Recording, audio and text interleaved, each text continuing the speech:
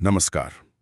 आज हम एक ऐसी जगह की गहराई में उतर रहे हैं जो सिर्फ भारत के सबसे पवित्र तीर्थ स्थलों में से एक नहीं है, हाँ, बिल्कुल। बल्कि ये इंजीनियरिंग, विज्ञान और कह सकते हैं कि रहस्यों का एक अनूठा संगम है। हाँ, हम बात कर रहे हैं पुरी, ओडिशा के भव्य और रहस्यमयी जगन्नाथ मंदिर की। जी। हमारे पास कुछ दिलचस्प लेख और नोट्स हैं जो इस मंदिर की असाधारण बातों पर रोशनी डालते हैं।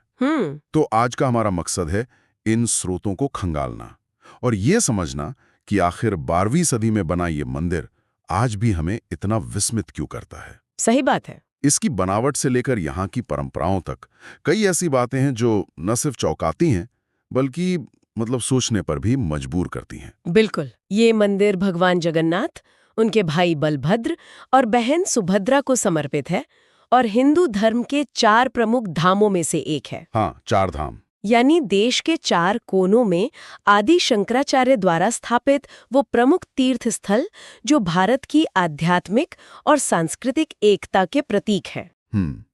लेकिन जैसा आपने कहा, इसका महत्व सिर्फ धार्मिक नहीं है। यहाँ वास्तुकला के ऐसे नमूने और कुछ ऐसी घटनाएं देखने को मिलती हैं जिन पर आसानी से यकीन करना मुश्किल हो जाता है, और वो सदियों से चली आ रही हैं। तो चलिए इस जानकारी के विशाल सागर में उतरते हैं और जगन्नाथ मंदिर के कुछ सबसे अनोखे और हैरान करने वाले पहलुओं को और करीब से जानने की कोशिश करते हैं। जरूर। सबसे पहले बात करते हैं मंदिर के निर्माण की। ये कोई छोटा मोटा ढांचा नहीं है। बिल्कुल नहीं।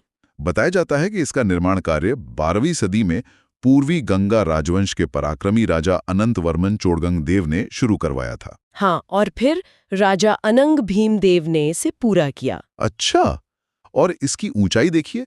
मुख्य मंदिर का शिखर, जिसे विमान कहते हैं, लगभग 65 मीटर्स यानी 214 फीट ऊंचा है। जी हाँ, 214 फीट। कल्पना कीजिए, आज की 20-21 मंजिला इमारत जितना ऊंचा। बाप रे। हाँ, उस युग के हिसाब से ये एक अत्यंत महत्वाकांक्षी परियोजना थी और ये तब के सबसे ऊंचे निर्माणों में से एक था। सही। और जो बात इसे और भी असाधारण बनाती है वो है निर्माण की तकनीक। हाँ, वो कैसे? इतने विशाल और भारी पत्थरों को बिना किसी सीमेंट या चूने के गारे के सिर्फ एक दूसरे में सटीक तरीके से फंसाकर, जिसे इंटरलॉकिंग या गुरुत्वाकर्षण प्रणाली कह सकते हैं। अच्छा, इंटरलॉकिंग स्टोन्स। हाँ, उसी से इस गगनचुंबी संरचना को खड़ा किया गया। यह कलिंग वास्तुकला का एक उत्कृष्ट उदाहरण है जिसमें पत्थरों को काटने और तराशने की अद्भुत सटीकता दिखती है। वाकई कमाल की इंजीनियरिंग है।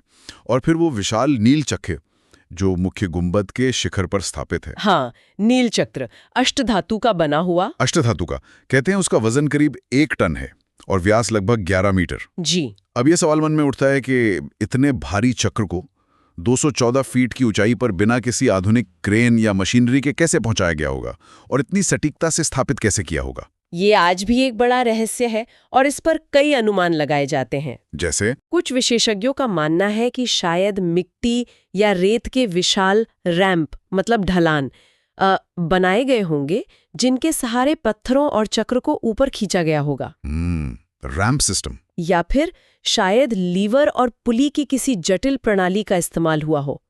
सोचिए कितने हजारों मजदूरों और कारीगरों की अथक मेहनत और कितना सटीक गणित इसके पीछे लगा होगा। हाँ, गणित तो लगा ही होगा। कुछ स्थानीय किंवदंतियों में तो दैवीय सहायता या उस समय की किसी अज्ञात उन्नत तकनीक का भी जिक्र आता है, हालांकि इसके प्रमाण नहीं है। हाँ, वो तो कहानियां होती ही हैं। लेकिन ये चक्र सिर्फ एक प्रतीक नहीं, ये प्राचीन भारतीय शिल्पकारों के धातु विज्ञान और इंजीनियरिंग कौशल का जीवंत प्रमाण है। बिल्कुल, वाकई सिर्फ निर्माण ही अपने आप में कई सवाल खड़े करता है। अच्छा, अब कुछ ऐसी बातों पर आते हैं जो विज्ञान के स्थापित नियमों को सीधी चुनौती देती हुई सी लगती हैं। हाँ, ये तो और भी दिलचस्प है। इनमें सबसे प्रसिद्ध है मंदिर के शिखर पर लगा ध्वज, जिसे पतित पावन ध्वजा कहते हैं। जी, पतित पावन ध्वजा। बताया जाता है कि ये ध्वजा हमेशा हवा की चाल के विपरीत दिशा में लहराती है। हम ये कैसे संभव हो सकता है? ये बात वाकई हैरान करने वाली है और सबसे ज्यादा चर्चित रहस्यों में से एक है ना? सामान्य भौतिकी के अनुसार ध्वजा या कोई भी कपड़ा हवा के दबाव के कारण उसी दिशा में लहराएगा जिस दिशा में हवा बह रही हो। सही। इसका हवा के विपरीत लहराना तर्कसंगत नहीं लगता। कुछ लोग अनुमान लगाते हैं कि शायद मंदिर के शिखर की विशिष्ट गोलाकार बनावट हाँ, और उस ऊंचाई पर हवा के दबाव में स्थानीय भिन्नता के कारण कोई ऐसा वायु भंवर मतलब वर्टेक्स बनता हो जो ध्वजा को विपरीत दिशा में धकेलता हो। अच्छा, एयर वॉर्टेक्स। हाँ, हो सकता है, लेकिन इसका कोई ठोस वैज्ञानिक स्पष्टीकरण अभी तक सर्वमान्य नहीं है। ये आज भी एक अनसुलझी पहेली की तरह है जो लोगों की आस्था को और गहरा करती है। और इसी तरह एक और दावा है जो सुनने में अविश्वसनीय लगता है कि मंदिर के मुख्य शिखर की छाया दिन के किसी भी समय जमीन पर दिखाई नहीं देती, चाहे सूरज किसी भी दिशा में हो। क्या ऐसा सचमुच हो सकता है? यह दावा भी बहुत प्रचलित है, हालांकि इसे लेकर कुछ मतभेद भी हैं। अच्छा, कुछ का मानना है कि छाया बनती ही नहीं, जबकि कुछ कहते हैं कि छाया बनती तो है, पर या तो वो मंदिर परिसर के भीतर ही किसी हिस्से पर पड़ती है, ओके।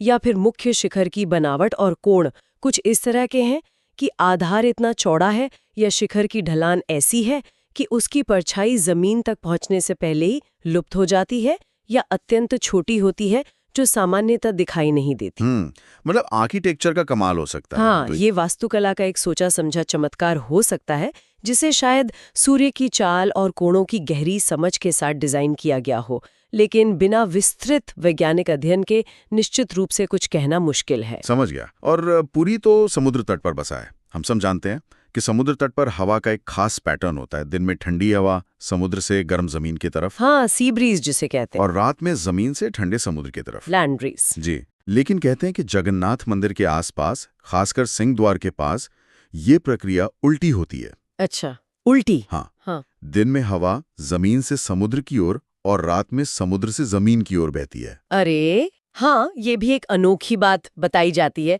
इसके पीछे स्थानीय भौगोलिक परिस्थितियां या मंदिर की विशाल संरचना के कारण उत्पन्न होने वाला माइक्रोक्लाइमेट मतलब सूक्ष्म जलवायु जिम्मेदार हो सकता है। माइक्रोक्लाइमेट? शायद मंदिर परिसर दिन में आसपास के इलाके की तुलना में ज्यादा गर्म या ठंडा रहता हो, जिससे हवा के दबाव में अंतर पैदा होता हो और ये सामान्य पैटर्न उलट जाता हो। ये दिखाता है कि कैसे बड़ी संरचनाएं अपने आसपास के वातावरण को भी प्रभावित कर सकती हैं।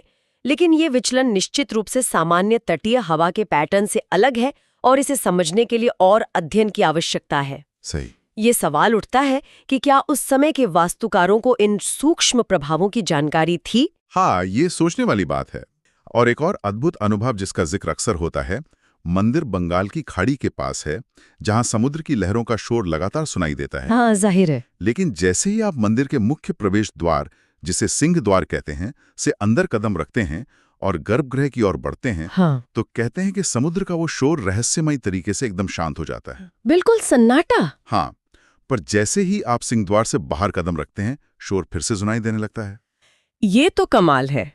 ये ध्वनि विज्ञान और वास्तुकला के सिद्धांतों का एक बेहद प्रभावी उदाहरण हो सकता है। कैसे? संभव है कि सिंह द्वार और मंदिर के भीतरी हिस्सों की दीवारों की बनावट, उनकी मोटाई या प्रवेश द्वारों का कोण इस तरह से डिजाइन किया गया हो कि वे बाहर से आने वाली ध्वनि तरंगों को या तो परावर्तित कर देते हो या अवशोषित कर लेते हो या फिर उन्हें रद्द मतलब कैंसल आउट कर देते हो। अच्छा, साउंड प्रूफिंग जैसा कुछ? हाँ, एक तरह से। प्राचीन भारतीय वास्तुशास्त्र में ध्वनि नियंत्रण के सिद्धांतों का उल्लेख मिलता है और ये मंदिर उसका एक व्यावहारिक प्रमाण हो सकता है। ये दिखाता है कि उस समय के निर्माता सिर्फ दिखने में भव्य नहीं, बल्कि अनुभव में भी अद्वितीय संरचनाएं बनाने में माहिर थे। वाह, निर्माण और ये रहस्यमयी घटनाएं तो हैं ही, लेकिन मंदिर का एक और पहलू है जो दुनिया भर में मशहूर है, यहाँ की रसोई। ओहो हाँ, जगन्नाथ मंदिर की रसोई, जिसे दुनिया की सबसे बड़ी रसोई में से एक माना जाता है। कहते हैं यहाँ रोजाना हजारों और त्योहारों पर तो लाखों भक्तों के लिए प्रसाद तैयार होता है। बिल्कुल, इसे आनंद बाजार या महाप्रसाद रसोई के नाम से जाना जाता है। यहाँ लगभग 200 चूल्हों पर करीब 400 रसोइये, जिन्हें सुआर कहा जाता है। सुआर? हाँ, सुआर। वो पारंपरिक तरीकों से महाप्रसाद तैयार करते हैं। सूत्रों के अनुसार यहाँ रोजाना लगभग 56 प्रकार के भोग मतलब व्यंजन तैयार होते हैं। 56 भोग रोज? जी हाँ, रोज, जिनमें चावल, दाल, सब्जियां और कई तरह की मिठाइयाँ शामिल हैं। ये सब मिट्टी की विशेष हांडियों में लकड़ी की आग पर ही पकाया जाता है। इस रसोई का पैमाना ही अपने आप में आश्चर्यजनक है। और पकाने की विधि तो और भी ज्यादा हैरान करने वाली है। हाँ, वो 7 बर्तनों वाली बात है ना। बिल्कुल। बताया जाता है कि यहाँ मिट्टी के 7 बर्तन एक के ऊपर एक रखकर एक ही आग पर पकाए जाते हैं। ये देखना ही अपने आप में एक अजूबा लगता है। हाँ, ये पारंपरिक तकनीक है जिसे अबतिया कहा जाता है। 7 मिट्टी के बर्तनों को एक के ऊपर एक सीधा रखा जाता है और नीचे लकड़ी की धीमी आंच जलती रहती है। और यहाँ पर बात और भी रहस्यमयी हो जाती है। वही तो सबसे अजीब बात ये बताई जाती है कि इस ढेर में सबसे ऊपर रखे बर्तन का खाना सबसे पहले पकता है। हाँ। और फिर उसके नीचे वाले बर्तन का, और इसी क्रम में सबसे नीचे यानी आग के सबसे पास वाले बर्तन का खाना सबसे आखिर में पकता है ना अजीब? ये तो भौतिकी के सामान्य नियमों के एकदम उलट है, जहां गर्मी के स्रोत के सबसे पास वाली चीज पहले गर्म होनी चाहिए और पकनी चाहिए। ये बात वाकई भौतिकी के सामान्य सिद्धांतों, खासकर ऊष्माचालन और संवहन के नियमों को चुनौती देती है। तो इसका क्या कारण हो सकता है? इसका सटीक वैज्ञानिक कारण क्या है, यह कहना बहुत मुश्किल है। कुछ अनुमान लगाते हैं कि शायद बर्तनों की बनावट, उनमें रखे भोजन की प्रकृति या भाप के दबाव मतलब स्टीम प्रेशर के वितरण का कोई ऐसा अनूठा तरीका हो जो इस क्रम को संभव बनाता हो। अच्छा, स्टीम प्रेशर। हो सकता है कि ऊपर के बर्तनों में भाप ज्यादा प्रभावी ढंग से बनती और खाना पकाती हो। यह उन पारंपरिक ज्ञान प्रणालियों का हिस्सा हो सकता है जिसका तर्क आधुनिक विज्ञान अभी पूरी तरह समझ नहीं पाया है, और जो शायद अनुभव और अवलोकन पर आधारित हो। और इसी रसोई से जुड़ा एक और विश्वास है कि मंदिर में चाहे कितने भी श्रद्धालु क्यों ना आ जाएं, चाहे कुछ हजार हों या रथ यात्रा जैसे मौकों पर लाख हो, हाँ, यहाँ बना महाप्रसाद कभी कम नहीं पड़ता। हर किसी को प्रसाद मिल जाता है। और साथ ही ये भी कहा जाता है कि दिन के अंत में प्रसाद कभी व्यर्थ भी नहीं जाता, बचता नहीं है। ये पहलू आस्था और प्रबंधन दोनों का एक अद्भुत संगम दिखाता है। बिल्कुल। हाँ, आस्था की दृष्टि से इसे भगवान जगन्नाथ की कृपा माना जाता है कि उनकी रसोई में कभी कोई भूखा नहीं रहता और अन्न का अपमान नहीं होता। सही। व्यवहारिक दृष्टि से देखें तो ये मंदिर के पुजारियों और प्रबंधन समिति की सदियों पुरानी प्लानिंग क्षमता और अनुभव को दर्शाता है। मतलब प्लानिंग। हाँ, शायद उनके पास श्रद्धालुओं की संख्या का अनुमान लगाने और उसी के अनुसार प्रसाद की मात्रा निर्धारित करने का कोई पारंपरिक और प्रभावी तरीका हो। इतने बड़े पैमाने पर रोजाना भोजन का प्रबंधन करना और उसे शून्य अपशिष्ट मतलब जीरो वेस्टेज के लक्ष्य के साथ पूरा करना। Zero wastage. हाँ, ये आज के आधुनिक प्रबंधन संस्थानों के लिए भी एक केस स्टडी हो सकता है। अद्भुत। और जगन्नाथ मंदिर की पहचान का एक और अभिन्न और विश्व प्रसिद्ध अंग है यहाँ की वार्षिक रथ यात्रा। हाँ, रथ यात्रा। ये शायद दुनिया का सबसे पुराना और सबसे भव्य रथ उत्सव है। बिल्कुल। निश्चित रूप से आषाढ़ मास के शुक्ल पक्ष की द्वितीया तिथि को होने वाली यह रथ यात्रा एक ऐसा अवसर है जब भगवान जगन्नाथ, उनके भाई बलभद्र और बहन सुभद्रा अपने मुख्य मंदिर के गर्भगृह से बाहर आते हैं। हाँ, बाहर आते हैं। और 3 विशाल भव्य रथों पर सवार होकर अपनी मौसी के घर माने जाने वाले गुंडीचा मंदिर तक जाते हैं, जो मुख्य मंदिर से लगभग 3 किलोमीटर दूर है। गुंडीचा मंदिर। जी। इस यात्रा में भाग लेने के लिए देश विदेश से लाखों श्रद्धालु पुरी पहुंचते हैं। लाखों लोग। और ये रथ भी कोई साधारण वाहन नहीं होते हैं। इनका निर्माण अपने आप में एक बहुत बड़ी और पवित्र प्रक्रिया है। बिल्कुल। हर साल बसंत पंचमी से इन रथों के निर्माण की प्रक्रिया शुरू हो जाती है। बसंत पंचमी से ही? हाँ, इसके लिए विशेष प्रकार की लकड़ियां जैसे फस्सी, धौंसा आदि पारंपरिक रूप से चुने हुए जंगलों से लाई जाती हैं। और सबसे महत्वपूर्ण बात, क्या? इन विशाल रथों के निर्माण में कहीं भी लोहे की कील का प्रयोग नहीं होता। बिना कील के? कैसे? इन्हें लकड़ी की काष्ठ संधि तकनीक मतलब वुड जॉइनरी से ही जोड़ा जाता है। अरे वाह! तीनों रथों की अपनी विशिष्ट पहचान है। भगवान जगन्नाथ का रथ नंदी घोष कहलाता है। नंदी घोष, जो लगभग 45 फीट ऊंचा होता है और इसमें 16 पहिए होते हैं। इसका रंग लाल और पीला होता है। 45 फीट? बलभद्र जी का रथ तालध्वज कहलाता है, जो करीब 44 फीट ऊंचा होता है। इसमें 14 पहिए होते हैं और रंग लाल हरा होता है। तालध्वज। और देवी सुभद्रा का रथ दर्पदलन या देवदलन कहलाता है। यह लगभग 43 फीट ऊंचा होता है। इसमें 12 पहिए होते हैं और इसका रंग लाल काला होता है। ये तो बहुत विस्तृत जानकारी है। सोचिए, हर साल इतने बड़े और कलात्मक रथों को बिना किसी ब्लूप्रिंट या आधुनिक औजार के हाँ, ये कला का काम करते हैं महाराणा, जो मुख्य बढ़ई होते हैं, चित्रकार जो रथों पर चित्रकारी करते हैं। पीढ़ियों से चला आ रहा काम। बिल्कुल, ये पूरी प्रक्रिया सामुदायिक भागीदारी, परंपरा के सम्मान और अद्भुत शिल्प कौशल का प्रतीक है। रथ यात्रा सिर्फ एक धार्मिक जुलूस नहीं, ये ओडिशा की जीवन संस्कृति, कला और सामाजिक ताने बाने का उत्सव है। भगवान का अपने भक्तों से मिलने के लिए मंदिर से बाहर आना समानता और सार्वभौमिकता का भी संदेश देता है। हाँ, ये महत्वपूर्ण है। और जैसा हमने शुरू में बात की थी, ये मंदिर भारत के 4 प्रमुख धामों में से एक है। जी। इसका आध्यात्मिक महत्व तो है ही, लेकिन इसकी एक और खासियत है जो इसे सबसे अलग बनाती है। हाँ, वो है इसकी समावेशिता। जगन्नाथपुरी को एक ऐसा तीर्थ माना जाता है जहाँ हिंदू धर्म के लगभग सभी प्रमुख संप्रदायों, वैष्णव, शैव, शाक्त, स्मार्त, सबके लिए स्थान है। सभी के लिए। हाँ, यहाँ तक कि भगवान जगन्नाथ के स्वरूप में बौद्ध और जैन धर्म के तत्वों की भी झलक देखने की बात कही जाती है। भगवान का नाम ही जगत का नाथ है। जगत का नाथ यानी पूरे ब्रह्मांड के स्वामी। ये नाम ही उनकी सार्वभौमिकता को दर्शाता है, जो किसी जाति, पंथ या संप्रदाय की सीमाओं में बंधे नहीं है।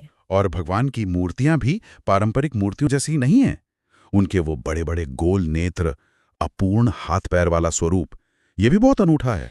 बिल्कुल, ये अनूठा स्वरूप जिसे अनवसर या दारू ब्रह्म विग्रह कहते हैं, वो भी उनकी पारलौकिकता और सर्वव्यापकता का प्रतीक माना जाता है। दारू ब्रह्म चीन जनजातीय मतलब ट्राइबल कला या प्रतीकों से भी जोड़ते हैं, जो दिखाता है कि कैसे जगन्नाथ संस्कृति ने विभिन्न स्थानीय और शास्त्रीय परंपराओं को आत्मसात किया है।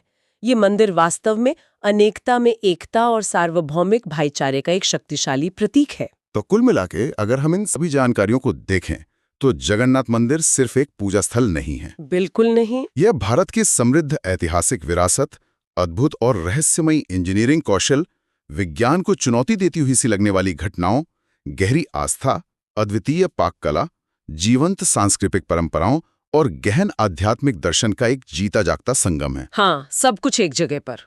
इसका क्या मतलब निकलता है? शायद यही कि यह स्थान हमें इतिहास, विज्ञान, आस्था और कला के उन पहलुओं को एक साथ देखने और समझने का अवसर देता है जिन्हें हम अक्सर अलग अलग करके देखते हैं। बिल्कुल सही कहा। जानकारी और सोचने पर मजबूर करने वाली जानकारियां जो हमें उपलब्ध स्रोतों से मिली।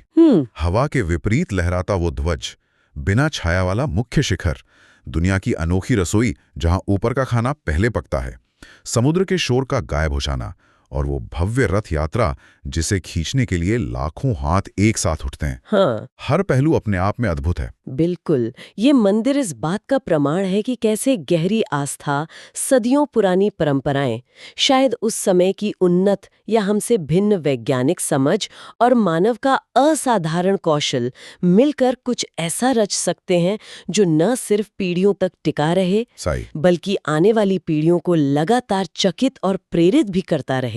ये रहस्य हमें ये सोचने पर मजबूर करते हैं कि क्या हम प्राचीन ज्ञान और तकनीकों को, उनकी जटिलताओं को पूरी तरह समझ पाए हैं? हाँ, ये सवाल तो है। या अभी बहुत कुछ ऐसा है जो हमारी समझ से परे है? निश्चित रूप से ये तो बस कुछ झलकियां थी जो इन स्रोतों ने हमें दी।